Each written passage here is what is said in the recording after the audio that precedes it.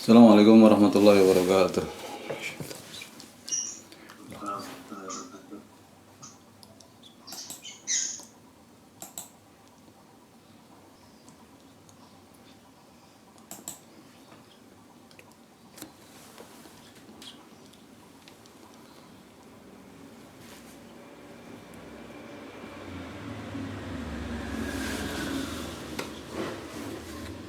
Al-Fatihah. A'udzubillahi minasyaitonir rajim. Bismillahirrahmanirrahim.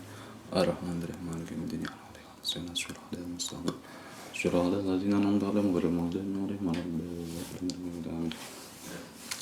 Bismillahirrahmanirrahim.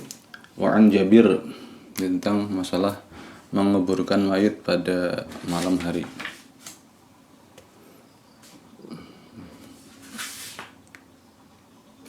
Wa an Jabir, dan dari Jabir radhiyallahu taala anhu anna Nabi sallallahu alaihi wasallam, bahwasanya Nabi sallallahu alaihi wasallam iku qala, bersabda sapa Nabi, la tadfinu mautakum bilaili illa an tadurru.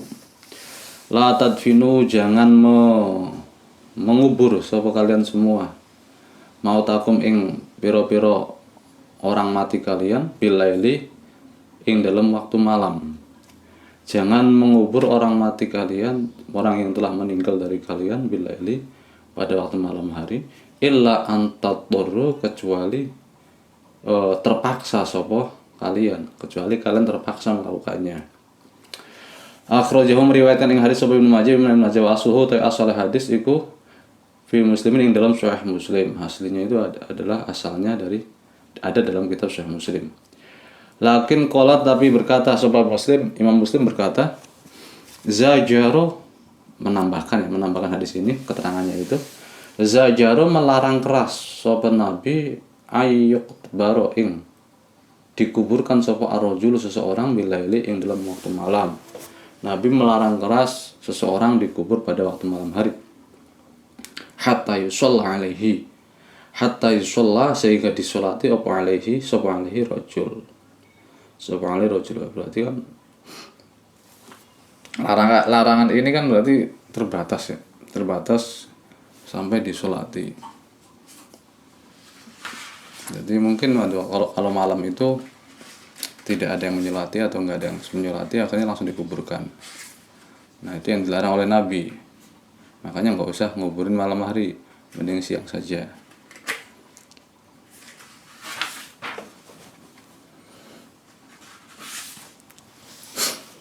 Dalam riwayat Ibnu Majah ala tahrim dafnul mayit bilail illa lidarurah. Dari riwayatnya Ibnu Majah ini menunjukkan secara zahir hadis bahwasanya haram menguburkan mayit pada malam hari kecuali darurat. Nah, walam yutqayyid an-nahyu bis sholati alaihi, dan walam tuqayyid, larangan ini tidak dikoyidi, tidak diembel-embeli, tidak dikasih batasan dengan menyolati. Tapi dalam riwayatnya Sahih Muslim itu ada tambahan hatta yusalla, ada tambahan qayyid salat, wa huwa as-salat 'alal mayit.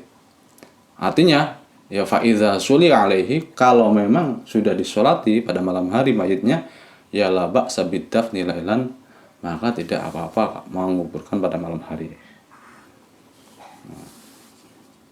Cuman hanya lebih utama siang hari daripada malam hari. Wa 'ala zalika ittifaqul mazahib al-arba'ah. Itu juga kesepakatan dari mazhab 4 atau mazhab al-arba'ah. Kenapa alasannya? Ya alasannya, hikmahnya kenapa lebih baik masih yang hari itu, li tawaffuri wasaili tajhizihi wa taysiriha, li tawaffuru wasaili wuju wa tajhiziha wa taysiruha afdalu minal lail bikasirin. Karena persiapan terus pengurusan jenazah ketika siang hari itu lebih bisa maksimal daripada malam hari. Jadi mungkin memandikan, mengkafani, menyolati, menguburkan itu lebih maksimal dilakukan siang hari daripada malam hari. Dan juga yang penting lagi adalah siang hari itu orang yang menyolati bisa lebih banyak daripada malam hari. Wa suruh kasratul musallin.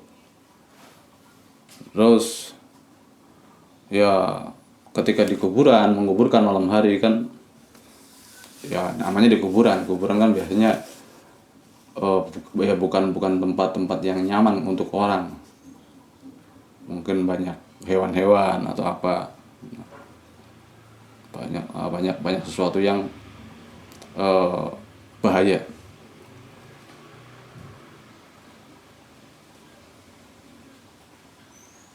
Tapi kalau malam hari, misalnya meninggalnya sore, terus jam 5 misalnya atau jam 4, menguburkannya malam hari. Tetapi kalau malam hari itu semuanya bisa dilakukan maksimal, mulai memandikan, mengkafani, menyolati, menguburkan itu bisa dilakukan maksimal, secara maksimal.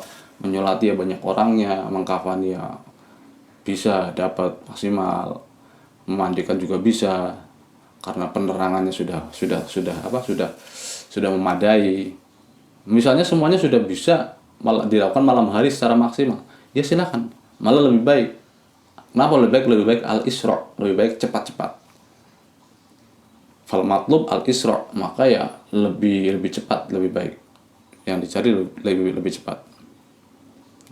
Hanya sering biasanya kalau yang meninggalnya sore-sorean ya sebelum malam lah, sebelum maghrib itu biasanya ya dikuburkan malam hari. Tapi kalau meninggalnya isya misalnya atau jam 9 itu biasanya dikuburkannya pagi, diinapkan dulu. Ya terkait masalah persiapan pengurusan mayitnya, jenazahnya nggak maksimal kalau malam hari. Wa an Abdullah dari Abdullah bin Ja'far radhiyallahu taala anhu qala berkata sebuah Abdullah bin Ja'far, lama jaa ketika datang apa na'i Ja'farin, berita kematiannya Sayyidina Ja'far hina qutila ketika terbunuh sapa Sayyidina Ja'far, qala dawu sapa Rasulullah sallallahu alaihi wasallam, isna'u buatkanlah kalian semua li ali Ja'far maring keluarganya Ja'far ta'aman ing makanan. Buatkan makanan buat keluarganya Ja'far. Faqad atahu maka datang ing ali Ja'far, sungguh telah datang ing ali Ja'far apa ma sesuatu perkara yashghiluhum yang menyibukkan apa ma ing ali Ja'far. Itu tolong keluarganya Ja'far dibantu bikin makanan karena mereka pasti mengalami sesuatu yang membuat mereka sibuk ya, sedih ya, lagi mengalami perasaan yang enggak enak, makanya dibantu untuk dimasakkan ketika ada orang meninggal. Nah, ini kan kejadiannya Ja'far meninggal atau terbunuh dalam peperangan. Nah, keluarganya itu oleh Rasulullah, para sahabat ada yang dimintakan untuk membantu memasakkan makanan untuk keluarganya Ja'far karena Ja'farnya meninggal. Kenapa nggak keluarganya saja? Keluarganya kan tahu Ja'far meninggal, ya mestinya sedih. Orang sedih masa disuruh masak? Orang lagi dalam keadaan kena musibah kok disuruh masak? Nah, dibantu lah. Akhrajahu meriwayatkan yang hadis sapa al-khamsatu imam 5 ila Nasa'i kecuali Nasa'i. Ila Nasa'i kecuali Nasa'i. Fil hadis amrun ayusna'a ta'amun li ahlil mayit. Dalam hadis ini memerintahkan untuk dibuatkan makanan bagi keluarganya orang yang meninggal. Waqad ittafaqul ulama ala istihbabi dzalik. Ulama sepakat ini sunnah. Wa anahu yatawajjahu al-khitab bil istihbab ila al-jiran wal qarabat. Nah, kesunahan ini itu diarahkan kepada tetangga-tangganya dan kerabat-kerabatnya. Wa dzalika listighali ahlil mayit an anfusihim, karena apa kok disunahkan untuk membantu memasakkan mereka, karena mereka orang-orang yang ahlul mayit atau keluarganya orang yang meninggal itu sedang sibuk dengan urusan masing-masing, alias hatinya mereka sudah tertimpa urusan lain, urusan dengan kesedihan, dengan sesuatu yang menimpa mereka, ya musibah. Dan juga wajib liqulubihim, dan juga membuat menghibur hati mereka. Oh, alhamdulillah dia masakin, terima kasih. Nah, sebaliknya bagaimana kalau misalnya yang membuat itu adalah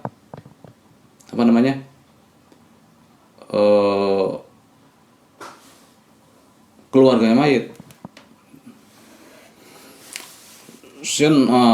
Sun'u ahlil mayit at-ta'ama linnasi makruhun.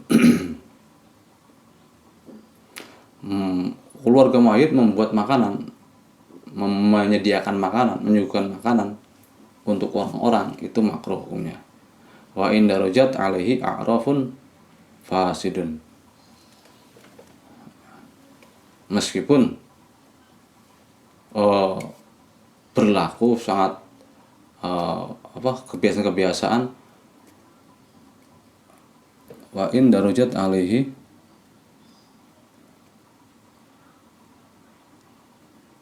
iya, meskipun berlaku kebiasaan-kebiasaan semacam itu.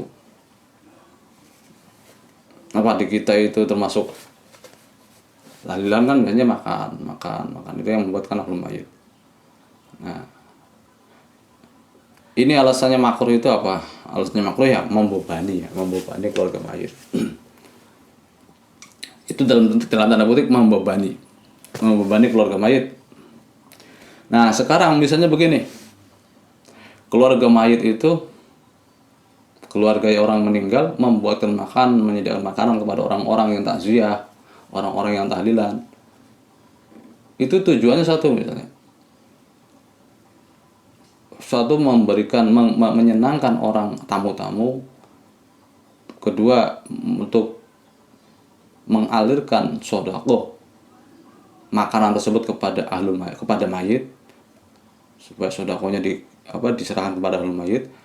Ketiga, makanan harta atau barang-barang yang dimasak, barang-barang yang dibuatkan itu bukan dari harta warisan mayit. Terus berikutnya, yang memasak pun juga biasanya, atau yang mempersiapkan juga biasanya tidak sepenuhnya ahlul mayit, tapi dibantu oleh tetangga-tetangganya. Itu yang biasa berlaku di kita. Jadi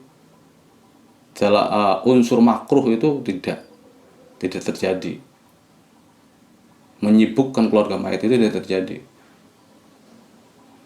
Karena yang bekerja semuanya, yang menerima yang membagi-bagikan, yang memasak, itu tidak murni, bahkan bukan keluarga mayit, tapi saudara-saudaranya, kerabat-kerabatnya, lalu tetangga-tetangganya, semua yang membantu.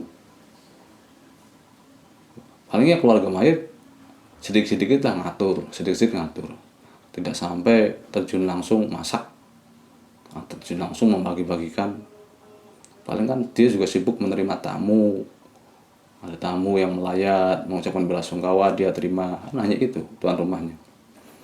Nah, yang mengurus itu semua kan tetangga-tangganya.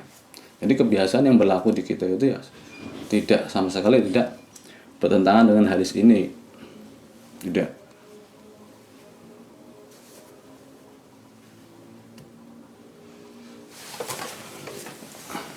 Bentar.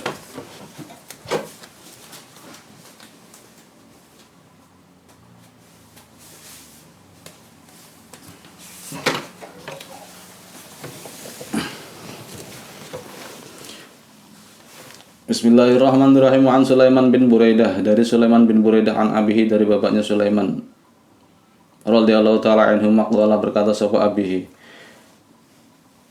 kan Rasulullah sallallahu alaihi wasallam iku yu'allimuhum.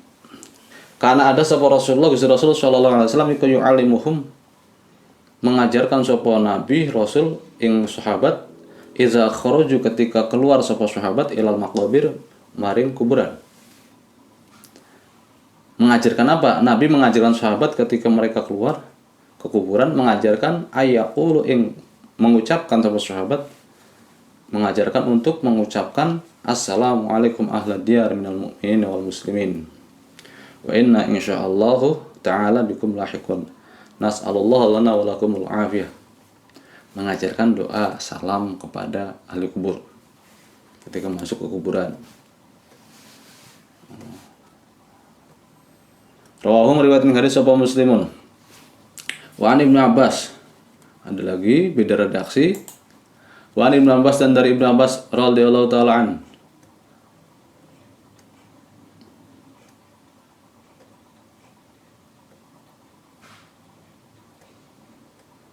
Radhiyallahu taala anhu maqala, berkata sapa Ibnu Abbas, marro lewat marro lewat sapa Rasulullah sallallahu alaihi wasallam al Madinah ing Madinah, ing kota Madinah.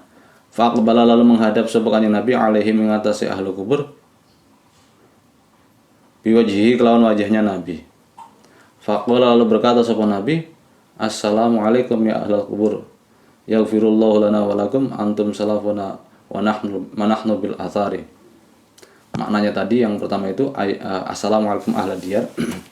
Assalamualaikum ahlad diyar, penghuni rumah, penghuni piro-piro rumah atau ya perkampungan, minal mu'minin, dari orang-orang mukmin, wal muslimin, dan orang-orang muslim. Nah, ini kan salamnya semacam ini lebih lebih terkhususkan kepada orang-orang mukmin dan orang-orang muslim. Misalnya kuburannya campur non muslim sama muslim. Oh, berarti kalau kita makanya hadis yang kedua, assalamualaikum ya ahlal kubur, enggak ada muslimin mukmininnya, itu akan memberikan salam juga kepada ahli kubur yang non muslim. Makanya yang lebih baik memakai minal mukminin wal muslimin. Wa inna insyaallah, dan kita sesungguhnya insyaallah bikum, dengan kalian semua, ikulahikuna, yang akan menyusul, kami akan menyusul kalian semua ya ke alam kubur. Nas'alullah, meminta kita kepada Allah, lana, untuk kita, walakum, dan untuk kalian, memintakan al-afiyata, ing selamatan. Saya memintakan keselamatan pada Allah buatku dan buat kalian semua.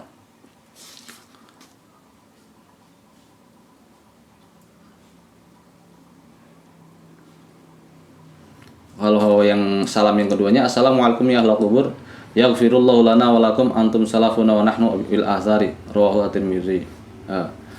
Assalamualaikum ya ahlal kubur, wahai ahli kubur, yaghfirullah, semoga Allah mengampuni, lana, kepada kita, lakum, dan kepada kalian, antum salafuna, kalian telah mendahuliku, atau ya kalian mendahuliku, wa nahnu bil azhar, dan kami berada di belakang. Alias nanti juga akan menyusul ke kubur.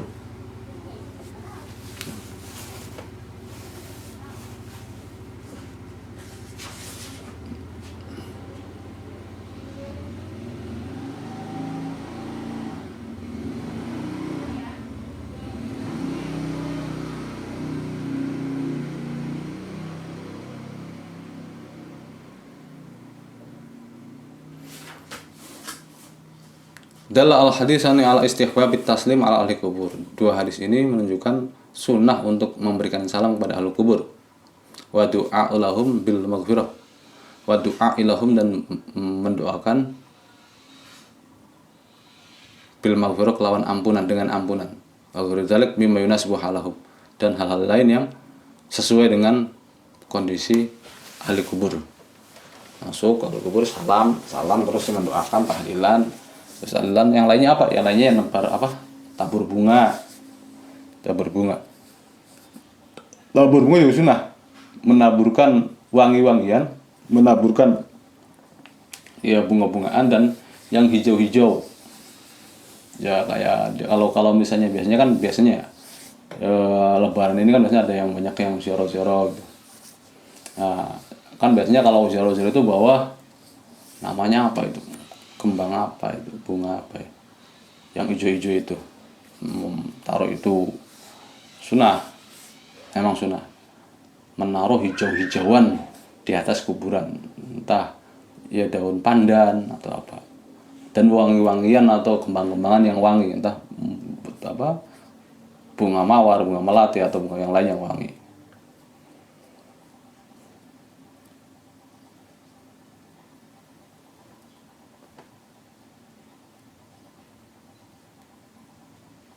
Dal al hadisani wa ghairuhuma ala annal amwat yasma'una wa yudrikuna wa yudrakuna wa yudrikuna.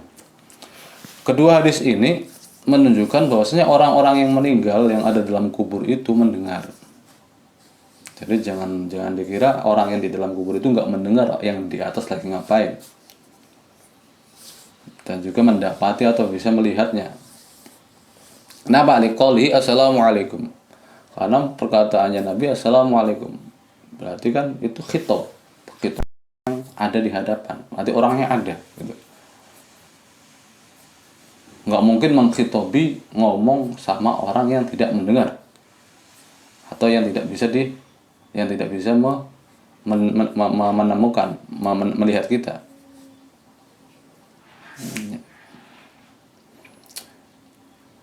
Wa fi ziaratul kubur naf'un lizair bitadzakkuril akhirah. Dalam ziarah kubur itu juga bermanfaat bagi orang yang berziarah dengan mengingat akhirat.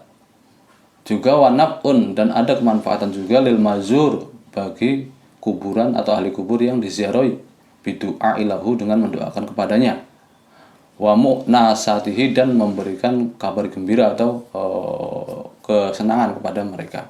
Kenapa? Fa innal mayyit yasma'u zairahu. Karena mayit ahli kubur itu mendengar orang yang menziarahinya, siapa saja menziarahinya. Ada orang tua yang sudah meninggal, nggak ada yang menziarahinya, pasti sedih. Duh, anak saya kok nggak pernah berkunjung. Ya meskipun misalnya tiap malam, tiap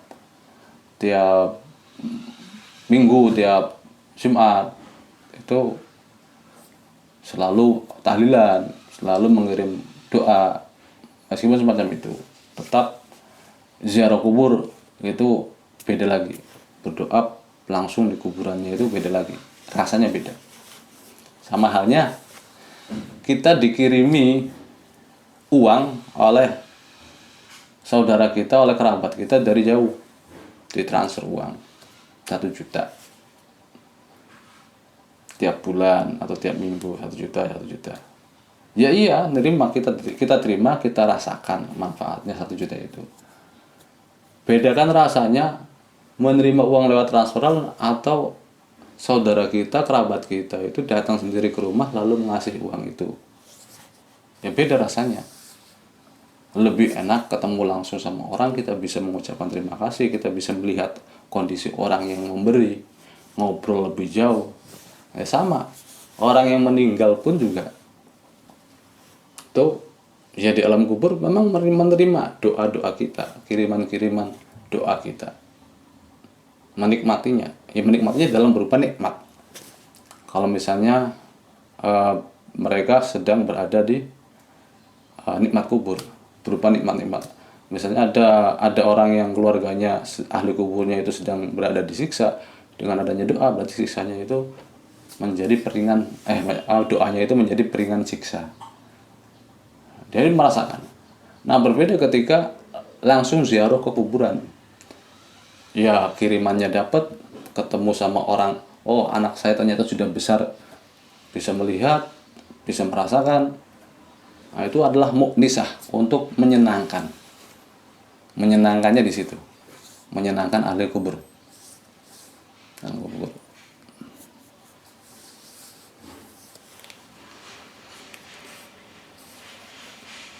Wa an Aisyah, dari Aisyah radhiyallahu taala anha qalat, berkata sahabat Aisyah, qala Rasulullah sallallahu alaihi wasallam bersabda, la tasubbu, jangan misui, jangan mencaci, jangan mencela sapa kalian semua.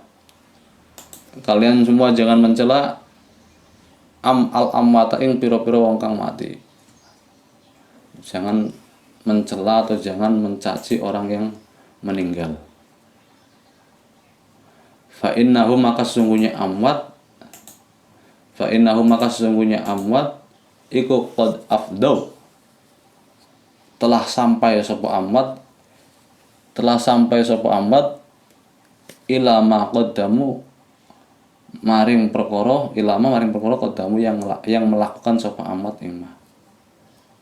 Enggak usah mencaci, mencela atau menghina orang-orang yang sudah meninggal. Oh, dia hidupnya tiap malam nongkrong mabuk-mabukan atau apa misalnya. Enggak usah. Kenapa? Karena dia sudah telah sampai pada balasan apa yang mereka lakukan. Mereka dapat dosa ya disiksa. Mereka dapat pahala ya dapat nikmat kubur. Kalau mereka dosa ya dapat siksa kubur. Jadi mereka sudah merasakan imbalannya atau balasannya. Ngapain juga kita mencela atau mencaci mereka? Sudah, itu biar urusan Allah. Rawahu meriwayatkan hadis sapa Al-Bukhari wa rawa dan meriwayatkan sapa Tirmidzi anil Mughirah dari Al-Mughirah radhiyallahu ta'ala anhu nahwahu ing hadis yang serupa. Lakin qala tetapi dia berkata sapa Al-Mughirah fatu'zu al-ahya. Kenapa kau tidak boleh menghina, mencaci orang yang meninggal? Fatu'zu maka sebabe menyakiti sapa sira kabeh, maka kalian akan menyakiti al-ahya ing orang yang masih hidup. Jadi yang dicaci adalah orang yang mati, tapi yang merasa sakit adalah orang yang masih hidup. Keluarganya maksudnya. Ya ada misalnya bapaknya dicaci, bapaknya sudah meninggal. Misalnya bapaknya itu adalah ya orang yang nggak benar. Diomong-omong, dicaci-caci, dimaki-maki. Ya yang sakit hati adalah anak-anaknya, orang tuanya atau keluarganya. Ketika keluar orang yang sudah meninggal dari keluarganya kok dicaci ya yang sakit hati adalah keluarganya yang masih hidup itu. Tahrimu sabbil amwat ai intiqasihim wa ta'ni fihim. Maksudnya haram untuk mencaci ai intiqasihim, menceritakan keburukannya wa ta'ni fihim dan juga mencacinya. Li'annahum warada bin nahi la tasubbu. Li'annahu warada bin nahi la tasubbu. Karena nahinya, larangannya itu la tasubbu, berarti haram. Nah, secara zahir hadis ini berlaku untuk semua orang yang meninggal. Hadis ini berlaku pada semua orang yang meninggal. Maka tidak ada pengecualian kecuali tidak ada fala yustasna, maka tidak ada pengecualian illa ma qad dalil, kecuali hal-hal yang memang ada dalilnya. Seperti apa? Kal jarh wa ta'dil, seperti dalam urusan jarh wa ta'dil, dalam urusan masalah hadis, masalah riwayat. Kita membahas satu tokoh. Ada hadis ini diriwayatkan oleh A, B, C, D. Nah, kita bahas, kan mereka semua sudah meninggal. Kita bahas si C. Ada berita si C ini adalah orangnya sering banyak berbohong. Padahal dia si C ini sudah meninggal puluhan bahkan ratusan tahun yang lalu. Kita bahas sosoknya, kita bahas biografinya untuk menentukan dia itu sikoh atau tidak. Nah, itu dalam jarh wa ta'dil, dalam ilmu riwayat hadis. Berarti kan kita sama saja membicarakan dia sudah sudah ghibah. Terus kita juga mengutarakan kejelekan-kejelekannya. Tapi ini karena keperluan jarh wa ta'dil, maka dikecualikan, tidak apa-apa. Fa innahu jaizun bil ijma', karena maka itu boleh secara ijma'. Bal wajibun, bahkan wajib lil hajati, kalau memang ada keperluan atau hajat. Fatu'zul ahya, maksud dari fatu'zul ahya itu adalah apa? Ay la yajuzu an tafhama annahu yajuzu sabbuhum idza lam yu'zi al ahya. Artinya jangan diambil kesimpulan Jangan diambil mafhum kalau kita mencaci, mencela atau membicarakan kekurangan orang meninggal, terus orang yang hidup, misalnya keluarganya itu nggak ada yang sakit hati, berarti boleh? Bukan itu ya, tujuannya. La yajuzu antafama, tidak boleh antufama, annafhima. Kita nggak boleh memahami annahu yajuzu, bahwasanya boleh mencaci orang-orang yang sudah meninggal, idza lam yu'zi al-ahya, kalau memang tidak membuat orang yang hidup sakit hati.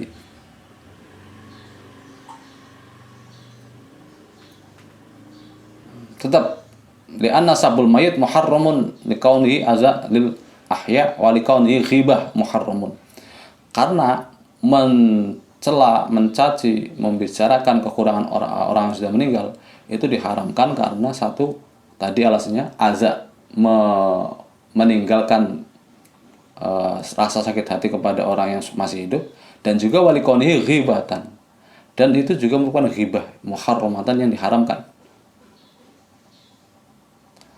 Fa idza lam yujad al aza, kalau memang tidak ada ditemukan menyakiti kepada orang yang masih hidup, misalnya tidak ada yang merasa tersakiti ketika kita mengobrol, misalnya kita ngobrolin apa, kita misalnya ngobrolin ada orang yang ngobrolin, misalnya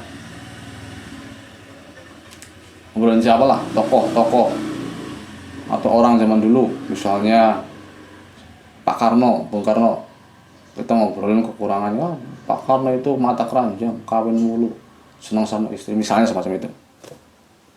Nah, kita kan membicarakan, ya masalahnya membicarakan keburukan atau keburukan orang lain, dan malah sudah meninggal. Terus ternyata sampai sekarang misalnya tidak ada anaknya, tidak ada cucunya, berarti tidak ada yang merasa tersakiti misalnya. Nah, memang ilat tersebut, alasan itu sudah terlampaui, tidak ada yang merasa tersakiti. Tapi alasan lainnya apa? Ada. Alasan lainnya adalah faida lam yujad al-aza, kalau tidak ada unsur menyakiti, ya zillah muharraman lil jihati ukhra, maka tetap ngomongin orang ghibah, ngomongin orang yang sudah meninggal itu tetap diharamkan dari sisi yang lain. Apa? Yaitu jihatil ghibah, dari aspek dari sisi ghibahnya itu.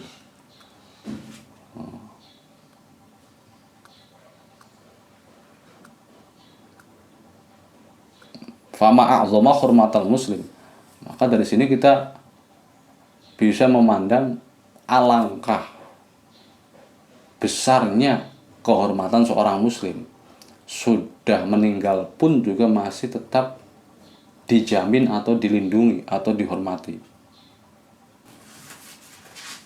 Kita berzakat, Allahu a'lam bishawab. Al-Fatihah. A'udzubillahi minasyaitonir rajim. Bismillahirrahmanirrahim. Ar-Rahmanir-Rahim. Maliki yaumiddin. Iyyaka na'budu wa iyyaka nasta'in. Shiratal mustaqim. Shiratal ladzina an'amta 'alaihim ghairil maghdubi 'alaihim waladdallin. Assalamualaikum warahmatullahi wabarakatuh.